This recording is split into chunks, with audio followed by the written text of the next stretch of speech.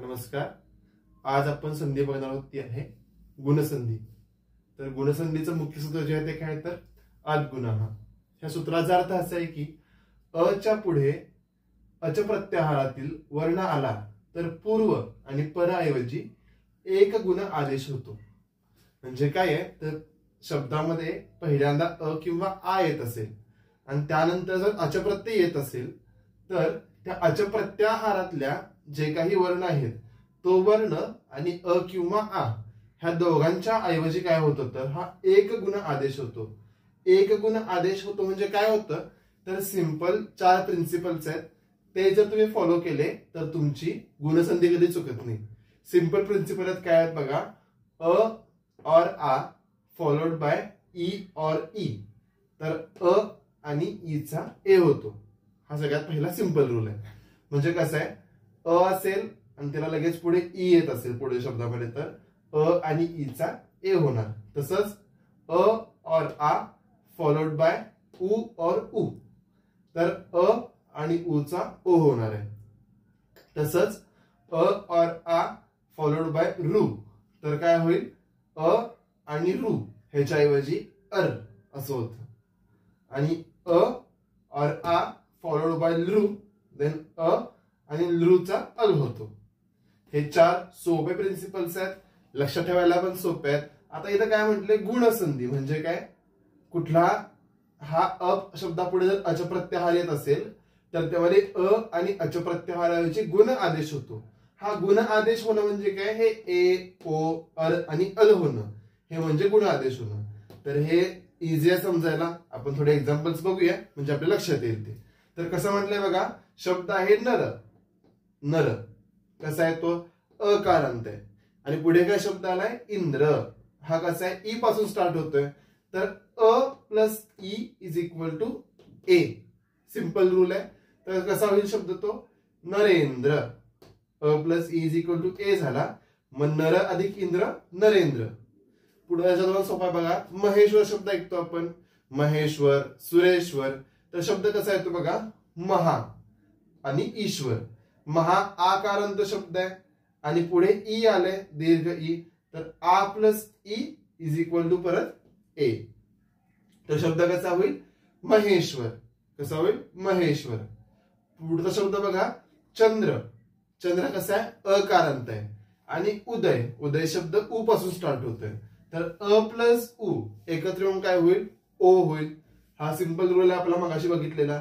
तर अ प्लस उ ओ होतोय तर कसं होईल ते चंद्र अधिक उदय चंद्रोदय. कसं होईल चंद्रोदय म्हणजे चंद्र अधिक उदय. पुढचा शब्द बघा गंगा. गंगा. आता हे शब्द आकारांत आहे मग इथं आ अधिक उ काय होईल ओ होईल. मग ते कसं होणार आहे गंगोदकम. गंगा अधिक उदकम. अ प्लस उ इज इक्वल टू ओ म्हणजे गंगोदकम हा शब्द तयार होणार आहे.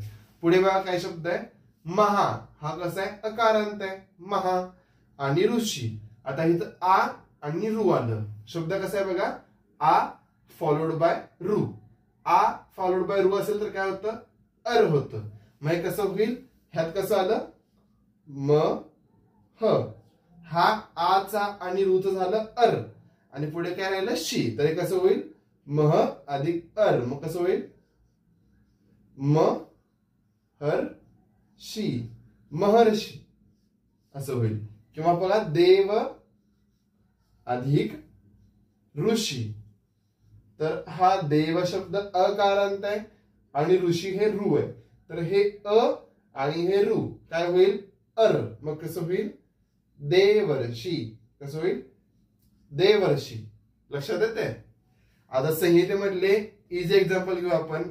दशविध पापकर्म सांगताना काय म्हणतात भागवत नैर्लज्जेर्षात यागानाम अविद्याश्च बुद्धिमान. तर हे नैर्लज्जेर्षा हा शब्द आहे.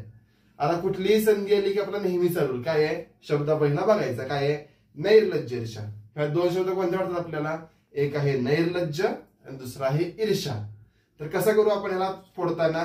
पहिला शब्द कोणता आहे नैर्लज्ज. ओके. हा कसा आहे अकारांत आहे आणि पुढे म्हटला ईर्षा.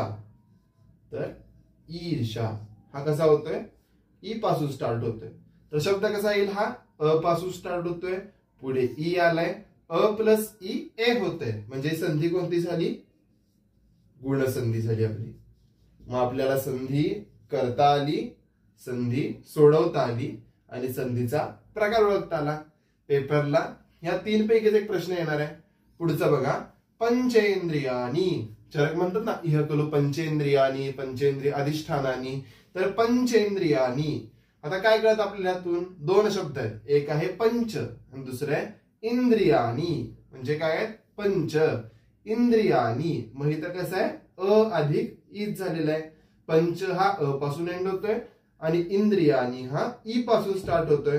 तर कसं होईल हे, पंचेंद्रियानी, पंच अधिक इंद्रियानी, अशा पद्धतीने तो तयार होणार आहे.